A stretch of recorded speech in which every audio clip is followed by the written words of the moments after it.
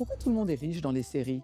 Si Emily in Paris était réaliste, voilà dans quel type d'appartement Emily vivrait. Vous l'aurez sûrement remarqué, beaucoup de personnages de séries vivent largement au-dessus de leurs moyens. Dans Friends, Monica et Rachel vivent dans un appartement extrêmement spacieux, absolument pas compatible avec leur métier. Et Emily, on en parle? Son job d'assistante marketing dans une agence à Paris ne lui permettrait pas, dans la vie réelle, de couvrir que sa garde-robe.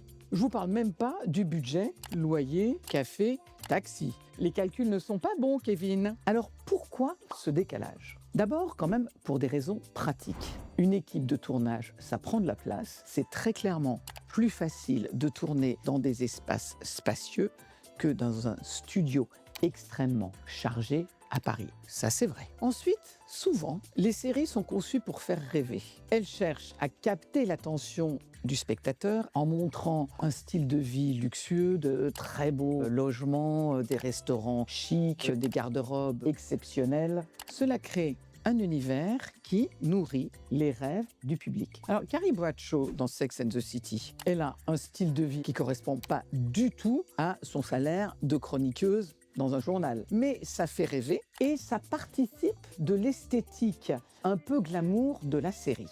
Alors, les scénaristes évitent souvent de montrer les réalités des difficultés financières des personnages. Prenons Joey dans Friends. Il accumule les dettes envers Chandler, mais on ne va pas vraiment le développer dans la série.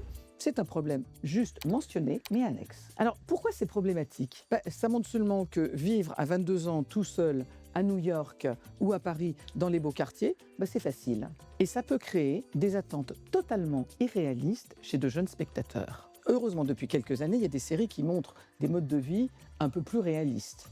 Insecure, The Bear, Girls.